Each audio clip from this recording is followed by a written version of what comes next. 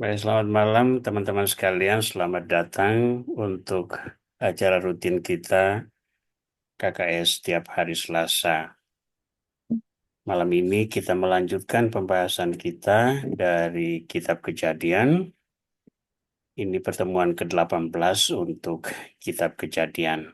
Mari kita mengawalinya dengan doa, menyerahkan semuanya ke dalam penyelenggaraan Tuhan. Semoga pertemuan kita bermakna bagi setiap pribadi yang menyertainya. Dalam nama Bapa dan Putra dan Roh Kudus. Amin. Firman-Mu ya Tuhan, pelita bagi kakiku dan terang bagi jalanku, sebab Engkaulah jalan kebenaran dan hidup.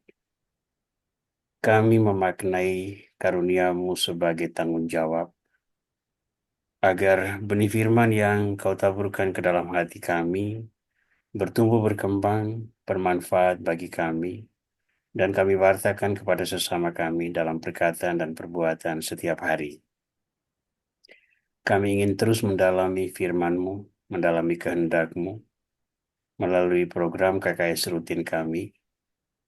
Maka berkatilah kami semua, berkatilah juga teknologi yang kami manfaatkan, agar semuanya menjadi penopang program ini yang kiranya membawa kami pada muara terakhir, yakni semakin mencintai firman-Mu dan menjalankan kewajiban-kewajiban iman kami selaras dengan kehendak-Mu.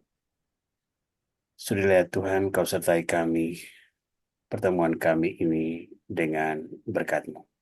Kemuliaan kepada Bapa dan Putra dan Roh Kudus, seperti pada permulaan, sekarang selalu, dan sepanjang segala abad. Amin. Saudara-saudara sekalian, malam ini presentasi akan dibawakan oleh Romo Yonas. Tanpa menunggu lebih lama, kita serahkan forum kepada Romo Yonas untuk mulai mengantar kita ke dalam pembahasan tema besar malam ini. Silakan Romo Yonas. Baik, Bapak Ibu, terima kasih. Eh, Kita berjumpa lagi dalam pertemuan terakhir Kitab Kejadian. Eh, Malam ini kita fokus pada bab 37. Yang lain-lain, ya teks setelah itu sampai Yusuf kemudian mengampuni saudara-saudara bisa dibaca sendiri. Tidak sulit untuk kita pahami karena polanya sama seperti Esau memaafkan adiknya Yakub, dan eh, Yakub kemudian pindah ke Mesir bersama keluarga itu nanti menjadi juga bagian dari kitab Keluaran bab-bab awal. Jadi malam ini kita melihat bab 37 yang menjadi akar dari beberapa bab selanjutnya. Baik, tema kita adalah bebaskan dirimu dari iri hati.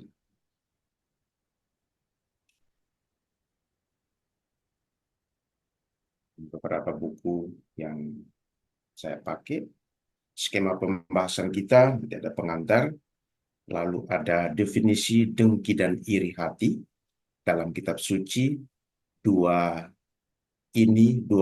istilah ini digunakan meski memiliki kesamaan tetapi juga sedikit perbedaan. Ada dalam perjanjian lama, perjanjian baru, tetapi kita tidak akan sampai ke sana. Ya. Lalu Yusuf dan saudara-saudaranya yang iri hati, lalu beberapa penegasan dan penutup. Baik. Saya harap saudara-saudari sudah membaca teks, tapi seperti biasa, untuk mengingatkan, saya menyertakannya dalam slide dan saya membaca. Yakub tinggal di tanah Kanaan, di negeri tumpangan ayahnya. Inilah riwayat keluarga Yakub. Yusuf yang berumur 17 tahun menggembalakan kambing domba bersama saudara-saudaranya. Ia biasa membantu anak-anak Bilha dan Silpa, kedua istri ayahnya. Yusuf menyampaikan kepada ayahnya kabar tentang perilaku buruk saudara-saudaranya. Israel lebih mengasihi Yusuf daripada semua anaknya yang lain, sebab Yusuflah anak yang lahir pada masa tuanya. Ia menyuruh membuat jubah yang sangat indah baginya. Ketika saudara-saudaranya melihat, bahwa ayah mereka lebih mengasihi Yusuf daripada saudaranya, semua saudaranya. Mereka pun membencinya dan tidak lagi berbicara baik-baik tentang dia. Pada suatu kali, Yusuf bermimpi, lalu menceritakan mimpi itu kepada saudara-saudaranya. Itulah sebabnya mereka semakin membencinya. Sebab ia berkata kepada mereka, "Dengarkan mimpiku yang kudapat ini. Kita tampak sedang di ladang mengikat berkas-berkas gandum. Tiba-tiba berkasku bangkit dan tegak berdiri. Lalu berkas-berkasmu datang mengelilingi dan sujud kepada berkasku." Kata saudara-saudaranya kepadanya, "Apakah engkau ingin menjadi raja atas kami? Apakah engkau ingin berkuasa atas kami?" Mereka semakin membencinya karena mimpi dan perkataannya itu. Kemudian ia mendapat lagi mimpi yang lain dan menceritakannya kepada saudara-saudaranya. Katanya, "Aku bermimpi lagi. Tampaklah matahari, bulan, dan 11 bintang sujud kepadaku." Ketika ia menceritakan mimpinya itu kepada ayah dan saudara-saudaranya, ia ditegur oleh ayahnya. "Mimpi apa itu? Bagaimana mungkin aku dan ibumu dan saudaramu datang untuk sujud kepadamu sampai ke tanah?" Saudara-saudaranya pun merasa iri kepadanya, tetapi ayahnya menyimpan hal itu dalam hatinya.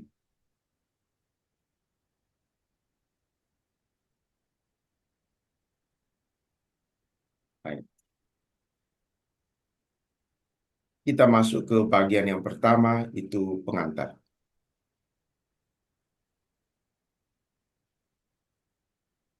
Sebelum masuk ke beberapa poin pengantar, saya tertarik dengan satu cerita tentang iri hati dari buku cerita bermakna yang dikumpulkan oleh konfrater kami, ya, Pater Frank Mihalik, SVD.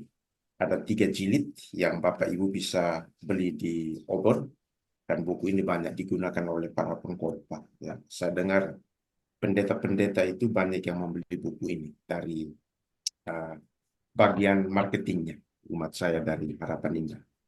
Ya, cerita ini saya angkat waktu minggu kemarin. Ya, minggu kemarin itu salah satu bacaannya itu tentang iri hati. Dan kalau kita lihat bacaan pertama dan Injil, bagian pertama itu juga tentang orang-orang yang iri hati. Baik, ceritanya begini. Dalam sejarah Yunani, ada cerita tentang seorang pemuda yang begitu menonjol dalam pertandingan-pertandingan, sehingga rekan-rekan senegaranya mendirikan sebuah patung untuk menghormatinya dan mengenang kemenangan-kemenangannya. Patung itu menimbulkan rasa iri dalam hati seorang pesaingnya yang sudah dikalahkannya dalam berbagai lomba, sehingga pada suatu malam dia menyusup dalam kegelapan untuk merusak patung itu secara perlahan-lahan dari bagian ke bagian. Mula-mula dia hanya menyayat bagian-bagian dari patung itu. Setelah itu, dia menarik patung itu sehingga rubuh, tetapi sayangnya persis menimpa dirinya dan membunuhnya. Rasa iri selalu membahayakan orang yang memupuknya. Iri hati adalah pengalaman yang sering kita alami. Ya. Kadang kita itu pelaku, kadang kita itu sungguh korban, tetapi yang lebih berbahaya adalah kadang kita itu playing victim. Merasa diri seolah-olah korban, padahal pelaku, tetapi menjadikan orang lain itu sebagai pelaku. Ini yang lebih berbahaya, playing victim. Ya. Iri hati terjadi dalam keluarga dan komunitas terhadap orang-orang dekat. Saya ambil beberapa contoh dan masih banyak contoh yang lain, seperti Kain terhadap Habel, Saul terhadap Daud, Saul yang sudah senang dipuji karena mengalahkan beribu-ribu orang, tetapi ternyata Daud itu berpuluh-puluh ribu dan membuat dia iri hati, lalu bermusuhan dengan Daud. Kita akan lihat nanti di kitab-kitab selanjutnya. Lalu malam ini saudara-saudara Yusuf terhadap Yusuf sendiri. Jadi dalam konteks keluarga ada, tetapi juga tidak hanya itu. Iri hati juga terjadi dalam gereja. Lihat 1 Korintus. Teman-teman yang mengikuti kursus surat Korintus pasti sudah uh, masih ingat ya bahwa dalam gereja itu juga ada iri hati. Iri hati yang bisa terjadi antara para pemimpin, antara kami-kami para imam, ya, pemimpin stasi, macam-macam. Karena jubah dan tabisan tidak menghilangkan kemanusiaan kami, kami tetap manusia. Dan juga iri hati itu bisa terjadi antar sesama umat, antara grup, seperti yang terjadi di Korintus. Awalnya 4 grup, grupnya Kefas, grupnya Paulus, grupnya Apolos, dan ada yang mengaku grupnya Kristus, tapi kemudian 4 itu melebur menjadi 2 grup besar, yaitu Apolos dan Paulus. Dan biasanya kalau hanya 2 grup, tensinya akan semakin meningkat. Kisah iri hati saudara-saudara Yusuf terhadap Yusuf malam ini adalah satu cermin untuk melihat diri kita sendiri saat ini tentang siapa yang membuatku iri hati sekarang.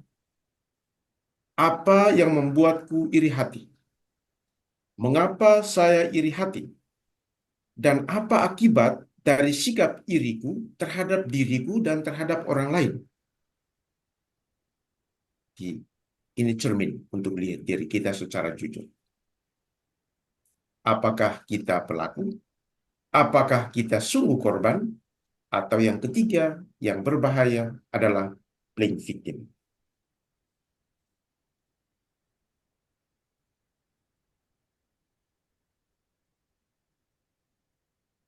Mari kita melihat 2 kata ini yang digunakan. Ya, dalam kitab suci digunakan secara bergantian.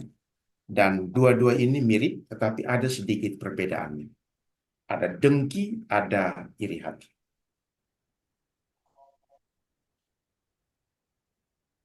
Menurut Kamus Bahasa Indonesia, Kamus Besar Bahasa Indonesia, KBBI, dengki adalah perasaan tidak suka karena iri yang sangat terhadap keberuntungan orang lain. Jadi tidak suka. Ya. Sedangkan iri hati itu merasa kurang senang, bahkan ada yang bilang sudah menjurus ke kebencian karena melihat kelebihan atau keberuntungan orang lain.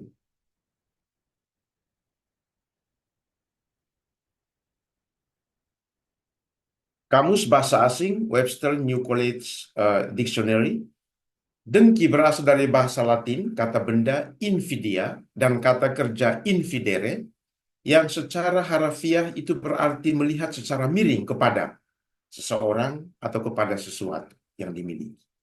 Jadi, ya, entah itu miring, memandang rendah, ya. Maka kedengkian diartikan sebagai tidak suka melihat kelebihan yang dimiliki orang lain. Sedangkan iri hati didefinisikan sebagai sikap cemas akan hilangnya kelebihan diri sendiri, bermusuhan dengan saingan atau seseorang yang memiliki kelebihan dan ingin memiliki kelebihan yang sama. Nah, ini kita lihat ada persamaan tetapi juga ada perbedaan. Nanti salah satu bapak gereja akan menjadikan salah satu dari keduanya itu sebagai sumber. Ya, ya, iri hati itu sebagai sumber. Dari dengki itu masuk di salah satu bagian dari iri hati. Dalam kitab suci, 2 kata ini digunakan secara bergantian. Ya, kadang pakai dengki, kadang pakai iri hati. Tetapi katanya itu sama. Ya, kata aslinya sama, kabah.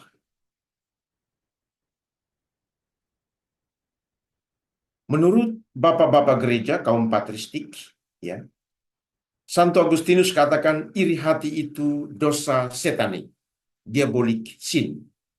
Jadi setan itu selalu menggiring orang untuk iri hati terhadap keberuntungan orang kepada apa yang dimiliki oleh orang lain. Dan itu disebut diabolik sin, dosa setan. Ya. Sedangkan Santo Gregorius Agung itu melihat iri hati itu sebagai pusat dari keburukan-keburukan yang lain. Pandangan Santo Gregorius Agung ini hampir sama dengan pandangan Rasul Yakobus. Ya, bacaan kedua kemarin. Santo Gregorius katakan, dari iri hatilah, dari sumbernya dari sana, akan lahir kedengkian, fitnah, hujat, kegirangan atas kesengsaraan sesama, dan menyesalkan keberuntungan orang lain. Dengki, lalu mulai sebar gosip, mulai cerita yang tidak benar. Kalau saingannya itu mengalami penderitaan, oh senangnya luar biasa.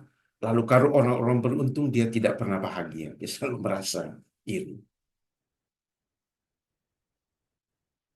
Ya. Santo Thomas Aquinas, ya, dalam Summa Theologia, itu katakan iri hati itu adalah kesedihan atas kebaikan orang lain. Jadi orang yang iri hati tidak pernah girang, ya, tidak pernah bahagia, tidak pernah bersuka cita atas kebaikan dan keberuntungan orang lain. Selalu sedih. Ya, itu kata Thomas Aquinas. Nah, Santo Thomas Aquinas lebih lanjut itu menjelaskan tentang tahap-tahap dari iri hati. Ya, dia menjelaskan 3 tahap iri hati.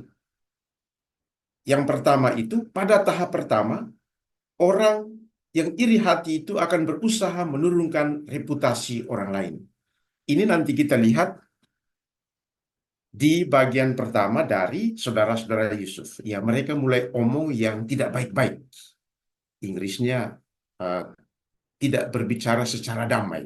Jadi, mulai turunkan reputasi. Mulai cerita yang macam-macam, mulai persalahkan orang lain, mulai kambing hitamkan orang lain.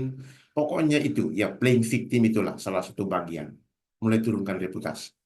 Ya, karena merasa kalau tidak menurunkan reputasi orang, ini akan semakin berkibar dan ini akan membuat orang yang iri itu semakin sakit. Ya, semakin sedih. Ya, tidak akan girang dan menyesal atas keberuntungan orang itu. Itu tahap pertama. Mungkin kita juga sering melakukan ini, ya. Ini tahap yang paling gampang. Tahap yang kedua, menurut Thomas Aquinas itu, orang yang iri hati merasa senang atas ketidakberuntungan orang lain. Kalau gagal, itu senangnya luar biasa. Ya, bahkan membawa nama Tuhan. Puji Tuhan, syukur, ya. Dia terantuk, itu iri hati. Apakah Tuhan itu mengizinkan syukur atas ketidakberuntungan orang lain? Saya kira Tuhan yang kita tidak ikuti tidak seperti itu. Pada tahap ketiga, ya, orang yang iri hati merasa sedih, tapi tidak hanya sedih, yang kemudian menyebabkan kebencian. Jadi lihat eskalasinya dari yang sederhana, lalu mulai ya tidak ada sukacita, lalu kemudian sedih tetapi berpuncak pada kebencian, tidak suka pada orang itu. Baik. Kalau kita lihat eh, 3 tahap iri hati Santo Thomas Aquinas itu hampir sama dengan yang dilakukan oleh saudara-saudara Yusuf.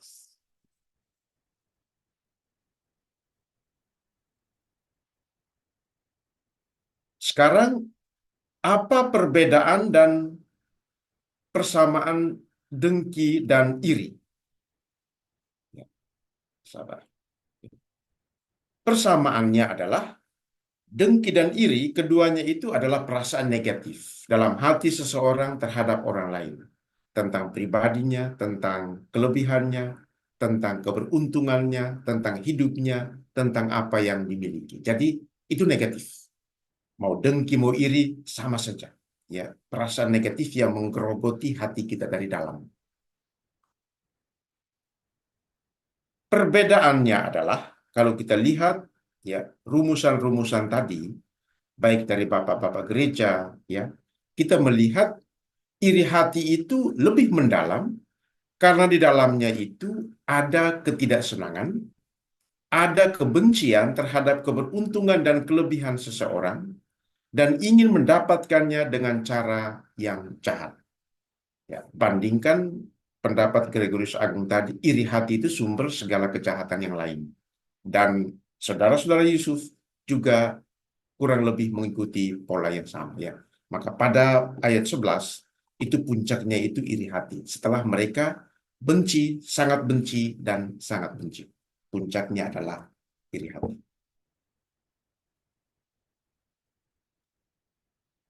Kita lihat bagian yang ketiga, yaitu Yusuf dan saudara-saudaranya yang iri hati. Kita melihat kepribadian teristimewa, keistimewaan Yusuf.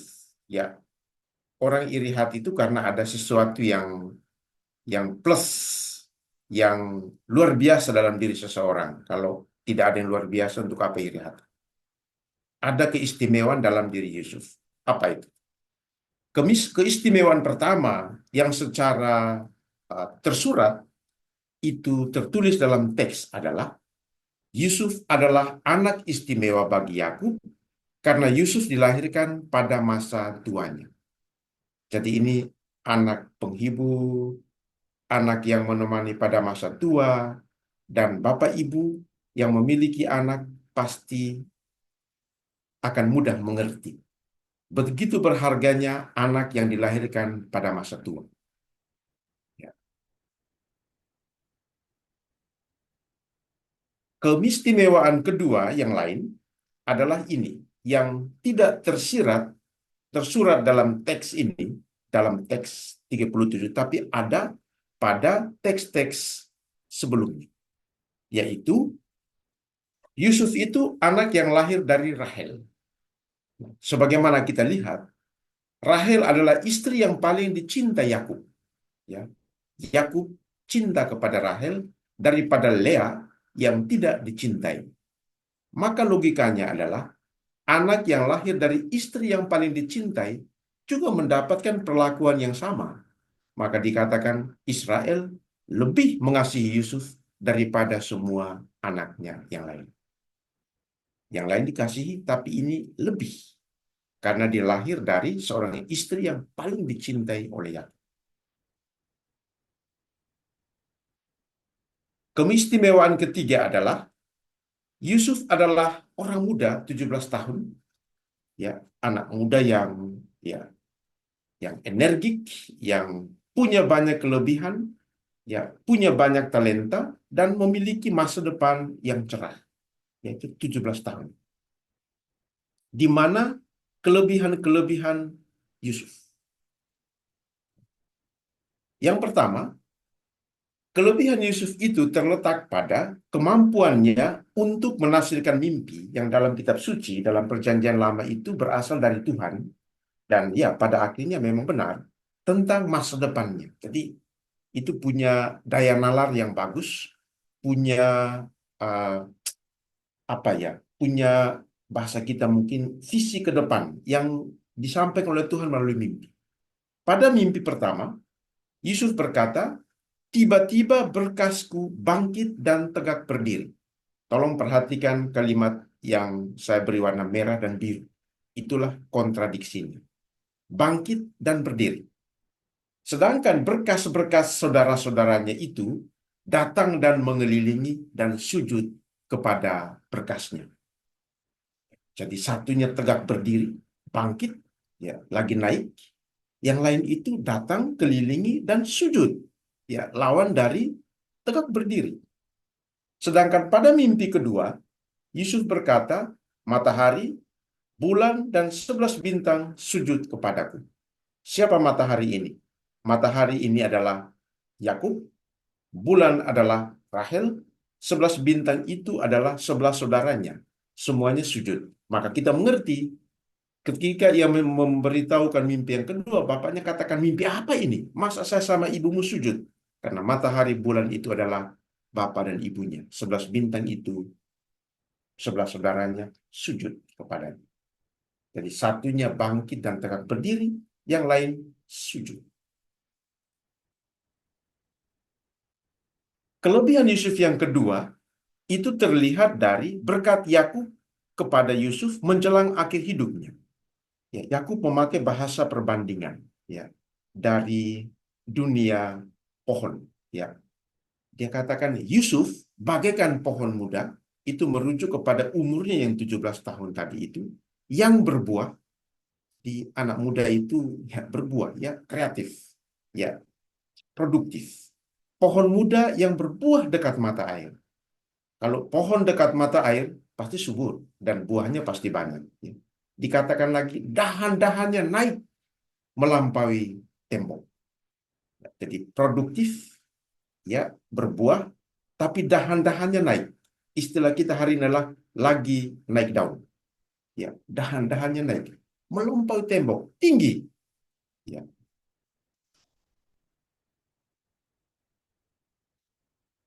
lihat bagaimana kelebihan Yusuf.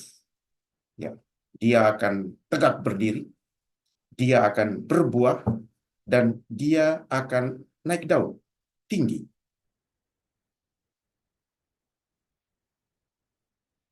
Dua mimpi Yusuf dan berkat ayahnya memang terpenuhi kelak. Yusuf bangkit dan tegak berdiri, berbuah dan dahannya naik, menjadi penguasa di Mesir pada usia 30 tahun. Ini juga usia produktif. Ya, usia-usia emas, golden age. Ya, maka memang kalau dalam kepemimpinan, baik dalam gereja, memang usia-usia ini sudah harus diberi kendali. Ya, tunggu 50-60 tahun orang sudah lebih pada memelihara apa yang ada. Ya, kreativitasnya juga mulai hilang, mulai lebih nyaman dengan apa yang ada, itu manusiawi. Ya, maka jangan tunggu misalnya imam pastor di paroki itu tunggu 60 tahun itu, ya, salah satu keuskupan itu nggak mau imam parokinya tua-tua. Ya, ya. Uskup mau yang muda karena itu tadi itu umur-umur kreatif, ada inovasi, ada umur-umur berbuah. Kalau sudah 60 itu sudah, ya, jaga jaga apa yang ada. Saudara-saudara Yusuf, ya, juga terpenuhi apa yang dialami dalam mimpi itu, datang mengelilingi dan sujud, menjadi nyata ketika saudara-saudaranya sendiri datang dan sujud di hadapan Yusuf saat Yusuf mengampuni mereka. Jadi awalnya mereka begitu iri tentang apa yang dikatakan Yusuf dan kemampuannya untuk melihat apa yang ke depan. Ya, tapi itu membuat mereka malah iri hati. Nah, keistimewaan Yusuf ditandai dengan jubah yang sangat indah. Baik, mana yang benar? Jubah yang sangat indah atau jubah yang berwarna-warni? Ada terjemahan yang memakai jubah yang sangat indah yang berwarna-warni. Dan gambar-gambar itu selalu warna-warni. Tapi dalam teks dikatakan jubah yang sangat indah. Ya, itu keistimewaan. Jadi pakaian itu juga menandakan sesuatu yang istimewa. Kalau kita mau bandingkan seperti para imam dalam kitab imamat, nanti akan kita lihat, para imam itu memiliki pakaiannya sendiri. Mereka diistimewakan. Imam agung itu bahkan lebih detail tentang pakaiannya. Itu menandakan dia itu istimewa. Ya, jadi pakaian itu menunjukkan juga keistimewaan. Terjemahan Inggris untuk jubah yang sangat indah itu long ornamented tunic, yaitu pakaian panjang yang sangat indah. Dan dalam ungkapan Ibrani itu tidak jelas. Jadi terjemahan itu pakaian yang panjang yang sangat indah. Jadi tidak ada warna-warninya. Ya, teks ini juga katakan jubah yang sangat indah. Karena jubah itu panjang, pakaian panjang yang sangat indah. Nah, dalam 2 Samuel 13:19 sampai 19, 18, 19, yang terjemahan Inggris itu, ya, pakaian yang sangat indah itu adalah pakaian khas putri kerajaan yang belum menikah seperti yang dikenakan oleh Tamar. Ya, kata Ibrani yang dipakai itu sama dengan yang dalam teks eh, Kejadian bab 37. Jadi itu pakaian khas. Ya, maka kalau kalau kita melihat kata yang sama dan perbandingan dari teks yang berbeda, jubah yang sangat indah itu adalah jubah rajawi. Karena pada akhirnya Yusuf menjadi penguasa di Mesir. Ya, seperti Tamar, putri raja yang belum menikah, tetapi dia memakai pakaian yang sama. Nah, lalu dari mana jubah panjang yang berwarna-warni? Ya, yang sering kita dengar, yang sering kita lihat dalam lukisan, termasuk yang ini. Itu adalah terjemahan dalam Septuaginta, itu terjemahan tradisional. Ya, yang dipengaruhi oleh kebiasaan waktu itu, yaitu zaman itu Orang biasanya memakai pakaian panjang berwarna-warni dan kelihatannya terjemahan Septuaginta itu dipengaruhi oleh kebiasaan ini, ya, jubah yang berwarna-warni. Kemungkinan pakaian panjang yang sangat indah ini diberikan kepada Yusuf untuk melambangkan kehormatan, ya, sebagai orang muda, tetapi dia memiliki kelebihan, reputasi yang sangat baik, kepribadian yang sangat baik di atas usianya yang 17 tahun. Ini satu anak muda yang luar biasa, 17 tahun tapi sudah memiliki kehormatan hidup yang luar biasa. Maka pantaslah dia diberi jubah yang sangat indah. Nanti pada akhirnya kelak, Firaun juga mengenakan pakaian dari linen halus kepada Yusuf yang melambangkan kehormatan. Dipasangi juga cincin ketika dia dipilih menjadi penguasa di Mesir. Firaun juga memberikan pakaian yang bagus kepada Yusuf, tanda kehormatan. Kita lihat bagian yang keempat. Tadi kita lihat keistimewaan Yusuf dengan kelebihan-kelebihannya, dengan kehormatan yang dimiliki pada usia 17 tahun. Sekarang kita melihat apa reaksi saudara-saudara Yusuf terhadap saudara mereka sendiri. Ya. Mereka iri hati. Ya. Keistimewaan Yusuf membuat saudara-saudaranya iri hati. Jadi kekacauan itu sudah dimulai dari dalam diri mereka, lalu kekacauan dalam diri itu kemudian melahirkan segala macam perbuatan jahat. Maka mari kita perhatikan eskalasi, salah ketik, ya, tensi, ya, tegangan yang meningkat, iri hati dalam diri saudara-saudara Yusuf dalam teks tadi. Ini dia. Ya. Tahap pertama, mereka membenci, lalu tidak mau lagi omong baik-baik kepadanya, ya, membenci, ya, benci, lalu mulai omong yang tidak benar. Tetapi, ya, kemudian tensi itu meningkat, mereka semakin membenci. Jadi tadi sudah benci, ya, masih, ya, memang sudah tidak baik. Karena memelihara kebencian dalam hati itu sudah sangat mengganggu, ya, sudah kacau. Tapi ini mereka tidak bisa buat apa-apa, lalu mereka semakin membenci. Jadi tensinya itu semakin naik. Ya. Lalu yang ketiga adalah semakin membencinya, sama dengan yang kedua, tetapi di situ dikatakan alasannya kenapa mereka membenci dia.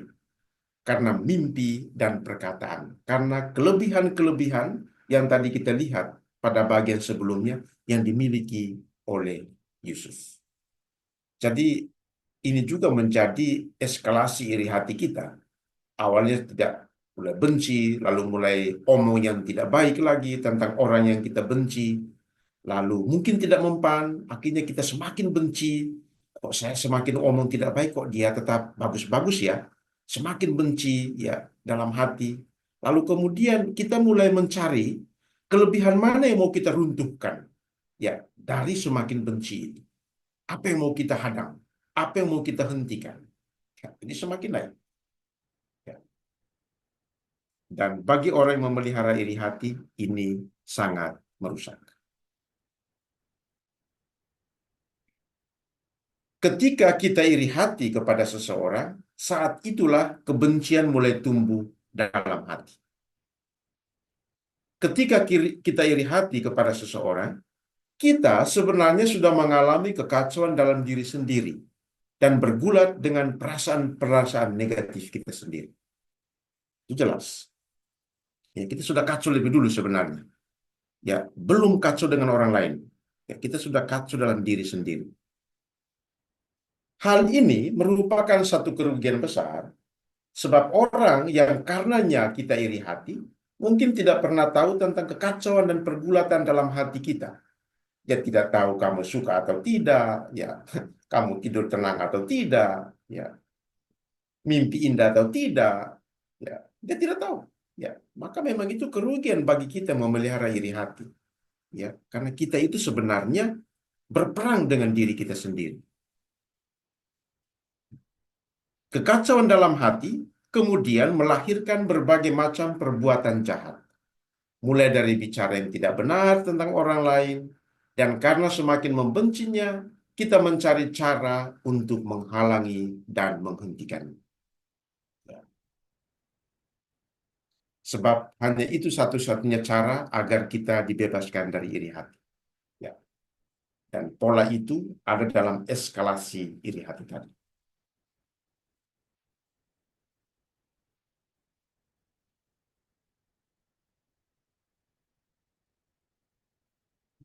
Jadi kita bisa melihat siklus dosa dari iri hati. Dia akan berputar di situ terus, ya, dari teks. Ini dia. Jadi ujungnya adalah iri hati, tapi kemudian membenci dan bicara tidak benar, lalu semakin membenci, lalu kemudian bersekongkol untuk membunuh, setelah membunuh lalu mulai berbohong. Itu yang dilakukan oleh saudara-saudara Yusuf. Ya, benci, lalu bicara yang tidak benar, lalu semakin membenci dua kali, lalu semakin membenci. Bagaimana caranya? Hanya dengan membunuh, ya, bersekongkol untuk membunuh, maka mereka bisa hentikan Yusuf. Lalu setelah menghentikan, masih berbohong kepada ayah mereka. Jadi siklus, ya. Bisa jadi kebohongan itu pada akhir, bisa jadi kebohongan itu juga pada awal. Tapi itu ungkapan dari kebencian yang menyala-nyala. Siklus ini juga mungkin sering kita buat.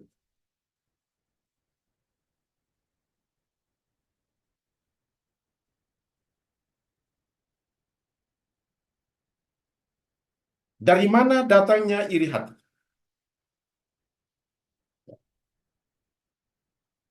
Satu, iri hati berasal dari keinginan untuk mendapatkan sesuatu yang dimiliki oleh orang lain. Tetapi tidak mungkin. Iri hati saudara-saudara Yusuf bermula ketika mereka ingin mendapatkan kasih yang sama dari Yakub seperti kepada Yusuf. Ya, Yakub mencintai mereka, tetapi Yusuf lebih. Jadi mereka itu mau mendapatkan perlakuan yang sama. Ya, iri hati tingkat yang pertama. Ya. Mereka juga ingin diberi jubah maha indah oleh Yakub seperti kepada Yusuf. Tetapi tidak mungkin. Maka menanggalkan jubah maha indah yang dipakai Yusuf pada ayat berikutnya adalah akibat keputusasaan karena mereka tidak bisa sama seperti Yusuf. Jadi bagaimana cara supaya orang itu tidak semakin naik? Ya, tanggalkan semua. Ya, copot semua. Ya, apa yang dia miliki. Ya, maka dia akan menjadi sama. Tapi kalau sudah putus asa, kita mulai cari cara untuk mulai tanggalkan jabatannya, posisinya lah, pengaruhnya lah, apalah. Ya, jadi kita harus ingat, ya, kita tidak akan mungkin sama dalam banyak hal. Tidak mungkin. Visi kita saja sudah berbeda. Tidak mungkin.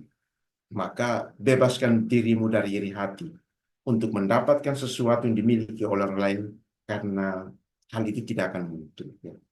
Kita tidak akan sama dalam banyak hal.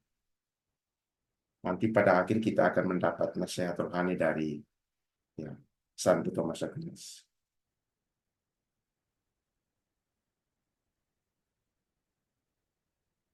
Sumber yang kedua adalah iri hati mulai ketika sibuk menghitung berkat orang lain dari berkat kita sendiri. Dicoba bandingkan Kejadian bab 49. Keistimewaan yang diperoleh Yusuf adalah berkat Tuhan yang diterima melalui ayahnya Yakub pada masa tua. Ya, itu berkat. Seharusnya saudara-saudara Yusuf tidak perlu iri kepada Yusuf karena pada akhirnya pada masa tua, ya, menjelang kematiannya, jadi Yusuf dilahirkan pada masa tua, jadi tidak jauh-jauh amat lah. Pada akhirnya juga masing-masing mereka diberkati oleh Yakub dengan berkat yang diperuntukkan bagi mereka. Jadi masing-masing kita itu diberkati Tuhan dengan berkat yang memang Tuhan peruntukkan bagi kita. Ya, maka tidak perlu iri hati. Saudara-saudara Yusuf juga tidak perlu sebenarnya. Karena pada akhirnya juga mereka mendapat masing-masing berkat masing-masing yang diperuntukkan khas bagi mereka. Ketika kita sibuk menghitung berkat orang lain dan tidak merasa puas, lalu disertai kebencian, maka kita akan kehilangan kemampuan untuk mengakui kelebihan orang lain dan kehilangan rasa syukur atas berkat-berkat kita sendiri. Istilah yang istilah kita saat ini tuh jangan sibuk ngurusi dapur orang lain, ngurusi dapurmu sendiri. Kalau kita sibuk hitung berkat orang lain, mulai banding-bandingkan, mulai tidak puas, mulai benci, ya kita akan kehilangan kemampuan untuk mengakui kelebihan orang lain, karena kelebihan itu kita anggap sebagai ancaman yang perlu kita stopkan, dan dalam diri kita, kita akan kehilangan rasa syukur atas berkat-berkat kita sendiri. Nah, Santo Thomas Aquinas memberikan kita nasihat yang baik dalam bukunya Summa Theologiae. Ya, dia katakan, kebahagiaan sejati tidak datang dari membandingkan diri kita dengan orang lain, tetapi dari menghidupi nilai sesuai dengan rencana Tuhan.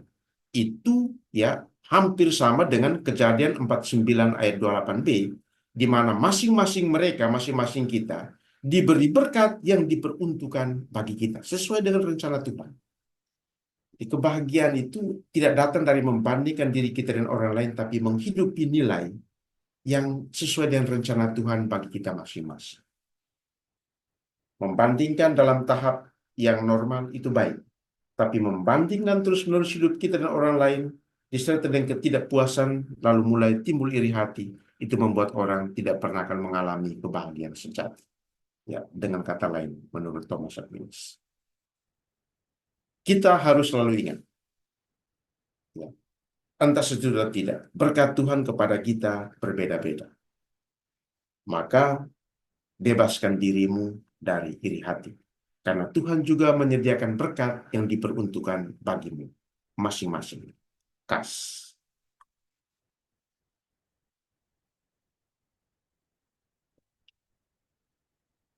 Kita masuk ke penegasan.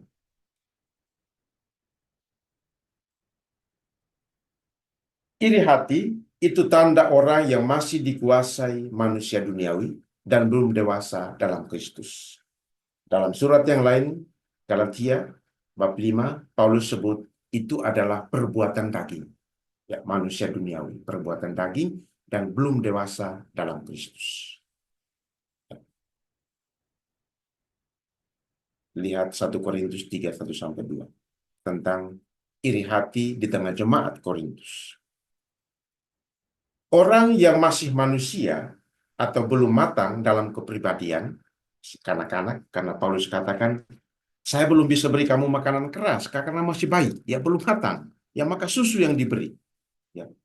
Itu cenderung melihat kelebihan dan keistimewaan, keberuntungan sesama sebagai satu masalah bagi diri. Selalu masalah. Dia akan dikuasai oleh iri hati. Ya.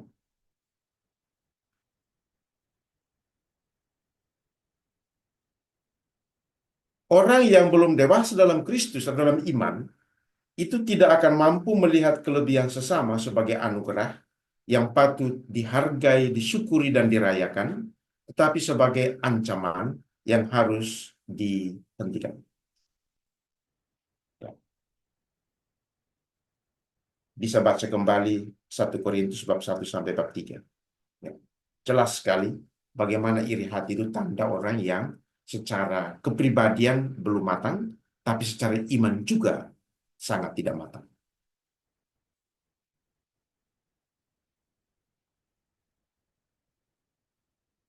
Yang kedua, iri hati adalah salah satu dosa pokok. Katekismus Gereja Katolik 2539. Ya. Jadi ada 7 dosa pokok dalam Katekismus 1866.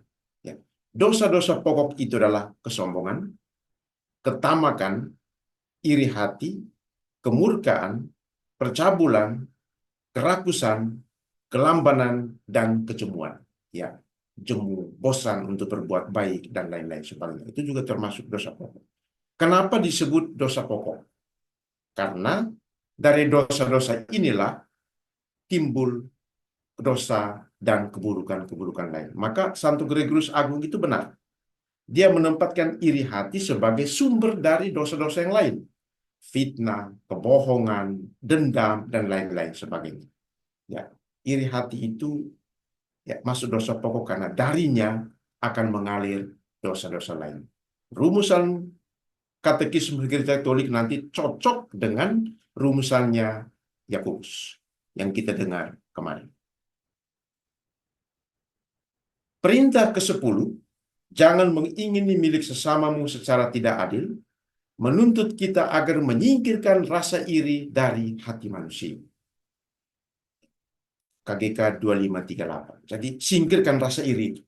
Ya, karena masing-masing kita itu punya berkat, punya keberuntungan, punya rencana Tuhan, maka mengingini sesuatu yang bukan milik kita, apalagi dengan cara-cara yang buruk, itu hanya akan menyiksa. Dan itu bersumber dari rasa iri.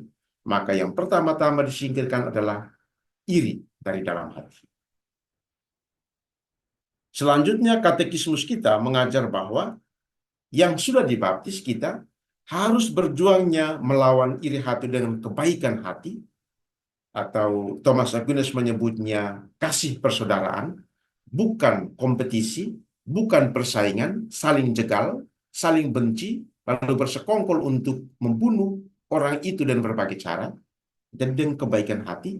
Dan betul, Yusuf kemudian mengampuni saudara-saudaranya, dan kata-katanya itu menunjukkan bagaimana kebaikan hati Yusuf. Ya, kita lihat ketika saudara-saudaranya datang untuk eh, bersujud, Yusuf bilang begini, ya, memang kamu telah merencanakan yang jahat terhadap aku. Ya, ya, betul. Ya, sejak awal saudara-saudara sudah merencanakan jahat. Tetapi Allah telah merencanakannya demi kebaikan untuk mewujudkan apa yang terjadi sekarang, yaitu memelihara hidup banyak orang. Jadi Yusuf membalasnya dengan kebaikan hati yang luar biasa. Dan aspek kedua adalah melawannya dengan kerendahan hati. Kenapa dengan kerendahan hati? Karena katekismus mengatakan bahwa salah satu sumber penyebab iri hati itu adalah kesombongan. Ya, karena sombong, ya, kita menganggap diri paling hebat, ya, paling di atas segalanya, harus menjadi preferensi, semua harus ikut saya. Ya, kalau saya tidak diikuti lalu kemudian saya merasa rendah diri, sombong, maka ketika muncul seseorang seperti Yusuf dengan kelebihannya, dengan pertumbuhannya, dengan prestasinya, kita kemudian menganggapnya sebagai musuh yang harus dihentikan. Maka memang perlu rendah hati. Rendah hati untuk mengakui bahwa memang ya saudara-saudara kita juga punya kelebihan yang saya tidak miliki. Dan saya harus rendah hati untuk menerima itu. Memang tidak mudah ya untuk orang yang sombong karena itu menyakitkan. Karena akan kehilangan panggung, kehilangan reputasi, kehilangan pengaruh, kehilangan kuasa dan sebagainya. Tapi kita harus ingat, ya, setiap orang ada masanya, setiap masa ada orangnya. Nggak mungkin kita akan terkenal seumur hidup. Yang sudah pensiun pasti akan mudah untuk mengerti. Nggak akan rendah. Ada generasi lain yang datang kemudian akan lebih muda seperti Yusuf, yang lebih fresh. Ya, penutup. Bebaskan dirimu dari iri hati. Sebab kata Rasul Yakobus kemarin dalam bacaan kedua, dan itu pola dalam teks ini, sebab di mana ada iri hati, di situ ada kekacauan pertama-tama dalam diri kita sendiri, dan karena kekacauan dalam diri kita bergulat dengan diri, tidak senang, ya tidak suka, ya mulai benci, lalu berikutnya adalah segala macam perbuatan jahat itu akan menyusul dengan sendiri. Jadi intinya adalah iri hati yang mengacaukan hati kita. Semakin kita membenci seperti saudara-saudara Yusuf, semakin membenci, maka perbuatan jahat bersekongkol untuk membunuh dia terjadi. Terima kasih. Baik, terima kasih untuk Romo Yonas sudah membawakan presentasi bagi kita malam ini. Kita masih punya waktu kurang lebih setengah jam untuk mendalami bagian-bagian yang kita rasa perlu untuk didalami dalam diskusi ataupun sharing. Saya buka kesempatan kepada teman-teman sekalian untuk boleh bertanya. Yang sudah punya pertanyaan bisa tulis di kolom chat atau menghidupkan mikrofon, memberi tanda angkat tangan, lalu kita akan membahasnya. Saya persilakan. Papias nomor 1, Hubertus nomor 2 ya. Oke, baik. Papias dulu, baru Malam kemudian Romo. Hubertus ya. Selamat malam ya. Ya, Ya, malam. pertanyaannya ini. Memang tidak dibahas dalam teks tadi ya 1 sampai 11. Cuman yang maksudnya yang apakah bisa diperkirakan perasaan Yusuf waktu di dalam sumur, lalu pas dia diangkat dan dia dijual jadi budak, itu apakah nggak timbul sebuah kemarahan, nggak timbul sebuah apa ya?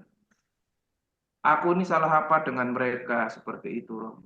Apakah seperti itu juga pernah dibahas oleh bapak-bapak gereja, Romo? Terus bagaimana cara untuk apa ya melembutkan hati kembali gitu, Romo? Terima kasih, Romo. Baik, Silakan Yunus. baik. Ya, seperti saya katakan di grup, bagian-bagian selanjutnya itu perlu dibaca. Tetapi akar dari permasalahan mereka itu bab 37. Oke? Yang kemudian melahirkan semua perbuatan jahat yang lain. Apakah Yusuf tidak sakit hati? Ya, memang dalam teks tidak dikatakan ya, ya tidak dikatakan dia sakit hati. Ya, tetapi yang dikatakan adalah Yusuf selalu membalas itu dengan kebaikan. Ya, mereka datang. Ya, ada yang katakan, oh ya, karena perbuatan jahat saudara-saudara Yusuf lalu mereka dihukum kelaparan. Juga tidak benar, karena dalam teks dikatakan seluruh dunia itu lapar. Ya, dan orang rame-rame datang ke Mesir. Ya, jadi itu sangat parsial. Ya, yang dikatakan, ya mungkin kita bisa membayangkan dari pendekatan psikologi kita, menggunakan pendekatan psikologi. Ya, tetapi saya tidak berani karena teks itu tidak secara eksplisit menyatakan bahwa Yusuf itu kemudian sakit hati, ya dan lain-lain. Tapi yang terjadi adalah Yusuf selalu berbuat baik untuk mereka, ya. Ketika mereka kelaparan, datang minta makanan dan lain-lain. Dan pada akhirnya, ya bab 50 itu, ya Yusuf melihat perbuatan jahat mereka itu tidak sekedar sebagai apa ya, sesuatu yang timbul dari diri mereka, tapi dia melihat itu sebagai rencana Allah. Ya, itu luar biasa. Ya, tadi yang saya baca. Memang kamu telah merencanakan yang jahat terhadap aku. Terakhir sekali, ya. Demi kebaikan, ya, tetapi Allah telah merencanakannya demi kebaikan. Jadi mereka menjual dia, berbohong lagi, ya. Tapi Yusuf melihat bahwa itu demi kebaikan karena dengan dijual ke Mesir, dia itu bertanggung jawab untuk hidup banyak orang termasuk saudara-saudaranya. Baik, itu ya. Saya belum mendapat penjelasan bagaimana Yusuf itu sakit, marah. Saya belum mendapatkan itu. Karena memang teks hanya bercerita bagaimana Yusuf itu begitu baik ya kepada saudara-saudaranya. Dan Pak Pepias tolong baca lagi teks-teks berikutnya. Ya, Ya, baik itu itu. Jadi pertama-tama kita masuk ke dalam teks. Ya, tafsiran-tafsiran itu membantu kita ketika kita mengalami kebingungan atau ketidakjelasan tentang satu hal. Tapi pertama-tama jangan langsung buka buku tafsiran. Para ahli tidak pernah akan cocok sampai kapanpun. Ya. Masuk ke dalam teks. Ya.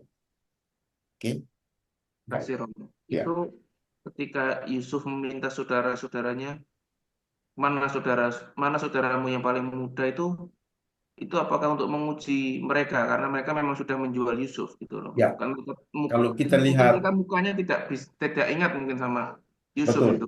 ya betul. Karena kalau kita lihat ya eh, apa dinamika cerita itu memang luar biasa ya. Yusuf itu ya seolah-olah ya ya untuk mengingatkan mereka sebenarnya bahwa mereka itu sudah pernah menjual satu saudara. Jadi pura-pura tahu tapi pura-pura tidak tahu dan bertanya untuk ya mengingatkan apa namanya itu ya mengingatkan mereka kan apa yang mereka lakukan. Jadi itu bahasa yang biasa. Dalam kitab suci kan juga banyak yang begitu ya. Di manakah? adikmu? Apakah aku menjaga penjaga padahal sudah dimusnahkan? Ya, jadi itu untuk ya istilahnya mau menyindir, tapi lebih kepada mau mengingatkan mereka akan apa yang pernah mereka buat. Jadi itu semacam satu pertanyaan retoris, pertanyaan reflektif ya. Nah, Makasih Romo. ya, Oke, baik. Terima kasih untuk Pak Pias. Itu apa mungkin juga bisa lihat nanti bab 42 itu tentang pertemuan Yusuf dengan saudara-saudaranya itu ada sedikit gambaran bagaimana mereka ketika ditahan 3 hari itu mereka bilang Yusuf, bagaimana Yusuf sendiri sesak, ya. memohon belas kasihan semua itu bisa dibaca di situ. Eh, Pesan saudara-saudaranya. Ya kita kedua tadi Hubertus dulu ya. Hubertus tadi bertanya ini sudah majukan apa untuk bertanya? Ya silakan. Ya, terima kasih Romo. Selamat malam semuanya. Ya, malam. Halo, Robert. Begini, saya sebenarnya mau menyampaikan atau mengungkapkan bahwa munculnya rasa iri hati atau perilaku iri hati itu adalah muarah dari tindakan eh, ketidakadilan dari keluarga, lingkungan ataupun di tempat kerja. Saya mengambil satu contoh yang saya alami di tempat kerja. Kalau eh, untuk menangani suatu pekerjaan, biasanya kan kita dibagi ataupun diberi tugas khusus untuk menyelesaikan suatu pekerjaan. Namun saya melihat pimpinan saya mungkin lihat, wah si ini dia mungkin makan babi atau eh, Nasrani atau apa istilahnya begitu.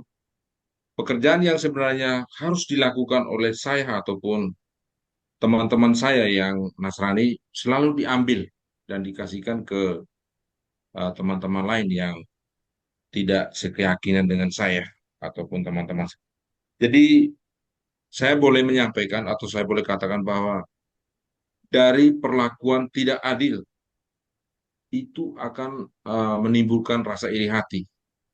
Dari iri hati itu akan memunculkan malas dan rasa uh, apa namanya rasa tanggung jawab ataupun keingintahuan mulai menurun dan akhirnya mungkin menimbulkan satu pemberontakan atau penyimpangan dari wewenang ataupun tugas yang diberikan. Kira-kira menurut penjelasan Romo, atas perilaku-perilaku seperti ini, dapatkah Romo menjelaskan langkah apa yang harus saya secara pribadi yang saya harus lakukan kira-kira dalam menghadapi perlakuan tidak adil sehingga menimbulkan ya katakan saja saya sampai dengan merasa iri hati. Terima Ya, kasih. baik. Terima kasih, Pak. Ya, itu satu kenyataan yang kita alami ya. Ada satu pendekatan ya dari psikologi dan sosiologi. Dalam studi kitab suci ada metode dan ada pendekatan yang melihat teks ini dari sisi favoritisme. Ya, seperti yang saya sudah pernah bahas ya. Jadi Yakub favoritnya itu adalah Yusuf. Jadi pendekatan itu melihat dari perspektif sosiologi dan psikologi mau mengatakan ya dengan bahasa Bapak Hubertus tadi karena dia favorit maka itu menimbulkan iri hati dari saudara-saudara yang lain. Oke. Tapi itu pendapatnya minor sedikit ya. Karena ya karena dalam teks dikatakan ya, lebih mencintai Yusuf. Itu tidak berarti bahwa Yakub tidak mencintai sebelasnya, enggak. Itu terbukti dari berkat yang akan diberikan kepada masing-masing, ya, masing-masing dan berkatnya. Coba nanti lihat bab 49 nanti ya, 48 49. Ya, jadi itu minor. Ya, memang apa yang dikatakan Pak Hubertus itu betul. Ya, favoritisme itu juga terjadi di mana-mana ya. Bukan hanya di tempat kerja, dalam kongregasi religius dan gereja juga ada. Maka tadi pada bagian pertama itu, iri hati itu juga ada dalam gereja. Ya. Siapa favoritnya? Nah, apa yang perlu kita buat? Ya, kalau saya mungkin bukan nasihat, tapi pendapat saya yang coba pelan-pelan saya juga coba hidupi meskipun tidak selalu mudah. Yaitu oke, ya saya berusaha untuk melakukan bagianku dengan baik dan bertanggung jawab. Soal keburukan mereka, ya entah apapun alasannya, biarlah menjadi tanggung jawab mereka. Ya, itu saja. Karena kalau tetap menilainya sebagai apa, tetap melihatnya dengan perasaan yang negatif, pada akhirnya juga kita sendiri yang hancur, toh, ya, bukan orang lain. Pada akhirnya memang kita kita pertama-tama yang hancur. Ya. Ketidakadilan selalu ada, ya, selalu ada. Ya. Itu saya. Saya fokus dengan apa yang diberikan Tuhan, tanggung jawab, saya kerjakan itu. Keburukanmu yang lain, entah dengan sengaja atau tidak, berusaha untuk membunuhku, seperti para saudara Yusuf bersekongkol membunuh, itu urusan. Ya. Karena pada akhirnya nanti kan, ya masing-masing kita bertanggung jawab untuk kebaikan-kebaikan yang kita buat, atau bukan keburukan orang lain. Ya, itu saja. Ada satu teman, anak muda, yang dengan bahasa mudanya bilang begini. Ya, persis dialami seperti Pak Hubertus. Dia bilang begini. Ternyata kadang-kadang juga perlu masa bodoh dan cuek. Karena dia katakan masa bodoh itu menyelamatkan perdamaian dunia. Itu bahasanya dia, ya, sebagai orang muda. Ya. Dia bilang, oh kok bisa? Dia bilang, kalau saya mikirin fokus kepada itu, ya saya itu sakit sendiri. Dan betul.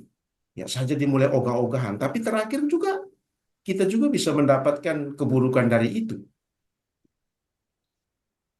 Jadi itu ya Pak Hubertus, ya.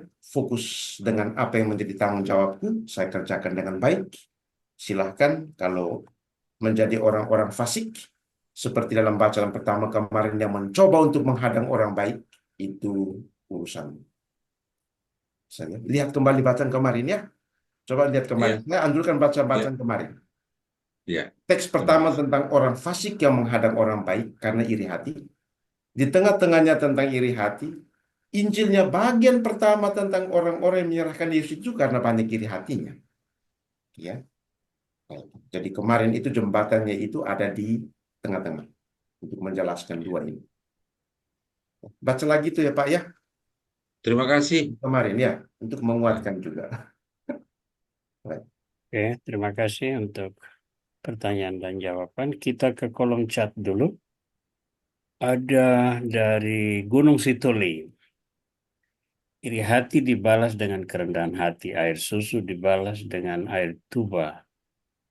Nah, ini terbalik ini mestinya. Air tuba dibalas dengan air susu ini ya.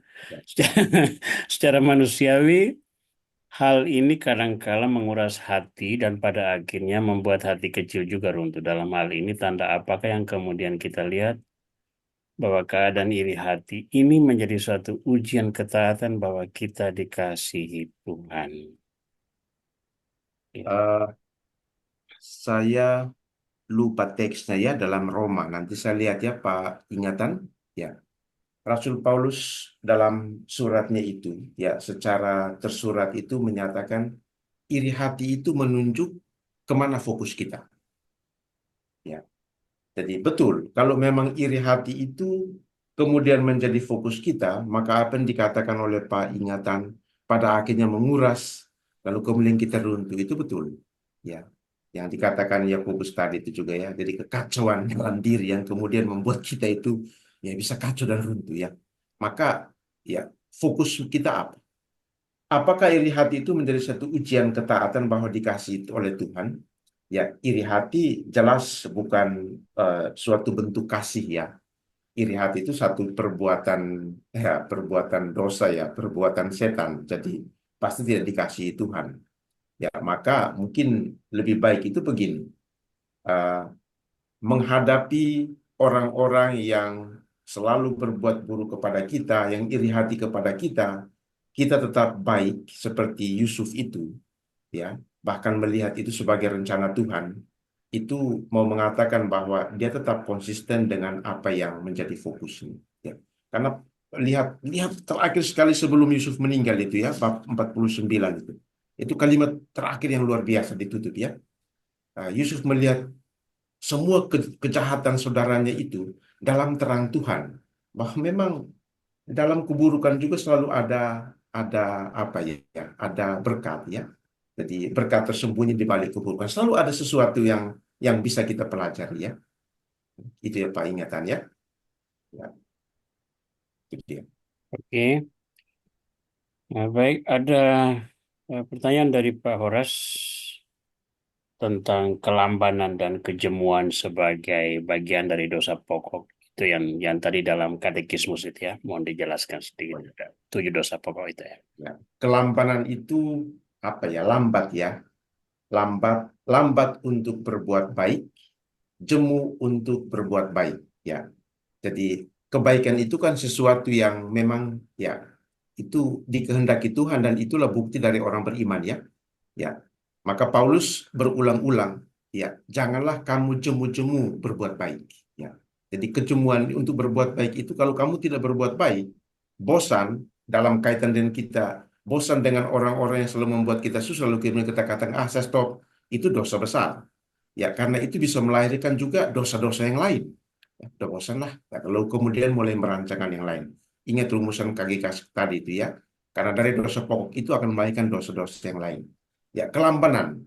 Ya, lambat untuk menolong, lambat untuk dalam banyak hal. Itu juga termasuk apa namanya dosa pokok. Karena kelambanan kita untuk berbuat baik, melihat orang-orang yang menderita, itu juga ya kemudian bisa menjadikan kita itu apatis, bisa menjadi acuh, bisa juga membuat kita itu menjadikan orang lain itu sebagai objek dari apa namanya egoisme kita, bisa menjadi objek dari apa yang tidak kita sukai. Jadi lambat berbuat baik, jemu berbuat baik itu dosa pokok.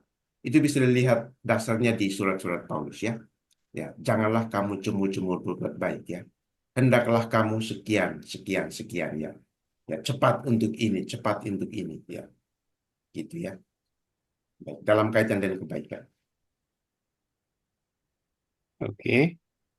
Itu Pak Horas ya. Mungkin ada yang lain yang mau bertanya atau mau sharing. Saya berikan kesempatan. Sekarang di layar screen ada 45 peserta, termasuk saya dan Romo Yonas. Berarti ada 43 yang menghadiri pertemuan malam ini. Terima kasih untuk kehadiran teman-teman sekalian. Mungkin ada lagi yang mau sharing atau mau bertanya, saya berikan kesempatan. Saya mau. Oh iya, Pak Adi, Adi Eli dari Hilarius. Ya, terima kasih Mo. Ini rekannya Ya, Hubert. Ya. kasih. Selamat malam. Saya Malam. mau bertanya mengenai mimpi itu Mo. Soalnya kan tadi Yusuf juga bermimpi dan Ya, dia meramalkan mimpinya. ya, Lalu orang-orang sekarang juga banyak seperti itu yang sering meramalkan mimpi. ya, Dan ada juga yang benar, ada juga yang tidak. Jadi saya ya. mau bertanya bagaimana eh, kita mempercayai mimpi ini. Apakah masih relevan kita mempercayainya untuk sekarang ini atau bagaimana? Terima kasih. Baik. Dalam konteks yang sempit, teks ini, ya, mimpi Yusuf itu berasal dari Tuhan sendiri karena itu adalah ramalan tentang hidupnya kelak dan itu terpenuhi, ya, dari teks yang tadi saya sebut. Oke, mimpi ini macam-macam ya. Ada teori tafsir mimpi menurut Freud, ya, psikoanalisa. Ya, saya tidak terlalu kuasai, ya. Tetapi yang saya ingat, ada satu kelas saya, Pater Benemali, yang skripsinya tulis tentang tafsir mimpi menurut Freud, dikaitkan dengan mimpi-mimpi dalam kitab suci. Jadi ternyata di situ macam-macam ya. Salah satunya itu alam bawah sadar, ya, ya, psikoanalisa dan lain-lain sebagainya. Apakah mimpi masih bisa dipercayai? Kalau dalam terang kitab suci, ya, mimpi dalam perjanjian lama, dalam perjanjian baru, mimpi itu satu revelasi pewahyuan dari diri Allah. Ya, itu dalam kitab suci ya. Jadi Allah juga selalu memberitahu orang lewat mimpi. Contoh dalam perjanjian baru ya. Coba lihat Yusuf. Yusuf suami Maria. Ya, dia juga bermimpi seperti Yusuf yang anaknya Yakub ya. Tapi Yusuf suami Maria tidak omong satu kata pun. Ya, dia mimpi, bangun, lalu dia berbuat seperti apa yang dikatakan Tuhan dalam mimpi. Nah, apakah semua mimpi harus dipercayai? Tentu tidak. Karena tadi itu ya, ada pendekatan lain dari mimpi itu. Misalnya dari psikoanalisa itu pada bawah sadar, ada bisa juga ketakutan-ketakutan, ada kecemasan-kecemasan, ada harapan-harapan ekspektasi yang pada masa depan, jadi macam-macam ya. Jadi tidak semua mimpi yang kita alami saat ini bisa dikategorikan sebagai pewahyuan dari diri Tuhan. Ya. Maka perlu diuji juga ya. Baik. Itu. Baik, Ya, terima kasih Mo. baik Pak Edi, terima kasih. Asal jangan mulai pergi paranormal ya untuk mulai tanya-tanya mimpi. Itu dosa Ya, tanggung sendiri itu ya. ya. Oke, Mungkin mungkin Pak Adi kalau mau baca tentang itu ada bukunya Freud tentang tafsir mimpi ya dari psikoanalisa. Ya, itu juga membantu. Jadi salah satu pendekatan kitab suci itu dari segi psikologi. Jadi itu bisa dipakai juga. Ya, tentu ada plus dan minusnya setiap pendekatan. Ya, Baik Mo, terima kasih. sama-sama. oke. Mungkin ada lagi yang mau bertanya.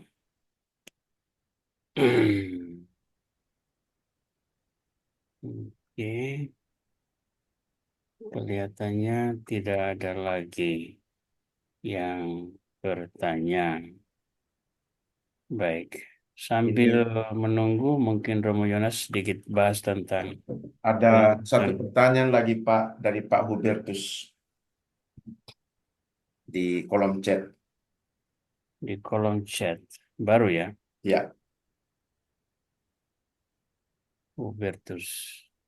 di paling terakhir. Mengapa orang baik atau orang yang berusaha baik itu tidak selalu ya, Di tempat saya tidak muncul ini. Coba dibaca aja. mengapa orang baik yang selalu berusaha untuk berbuat baik selalu dibenci oleh eh, orang lain. Ya, ini juga tema dari DKSN pertemuan ketiga ya. Ya, tema DKSN pertemuan ketiga ya, mengapa orang baik kalau apa namanya? Lihat bacaan pertama kemarin, salah satu jawaban dari kitab suci itu ada pada bacaan pertama kemarin kitab kebijaksanaan bab 2 ayat 12. Jawabannya begini. Orang-orang fasik atau orang-orang yang tidak benar, yang buruk itu berkata satu sama lain, marilah kita menghadang orang yang baik, sebab bagi kita ia menjadi gangguan dan menentang pekerjaan kita. Jadi kehadiran orang baik itu sering mengganggu orang-orang jahat itu dan menjadi penentang. Maka tidak mudah ya. Maka supaya itu singkirkan saja. Baik, kebijaksanaan bab 2 ayat 12 ya. Sebab orang-orang baik itu akan selalu menjadi pengganggu ya dan penghalang bagi keburukan orang-orang fasik. Ya, maka memang tidak mudah. Ya, kalau mau menjadi baik pasti dijauhi, tidak banyak teman, dianggap sok suci, sok kudus, karena bagi orang-orang yang buruk perbuatannya itu satu cara hidup yang mengganggu. Ya, baik itu Pak Hubertus. Terima kasih Romo. Iya, sama-sama. Alami kan? Oke.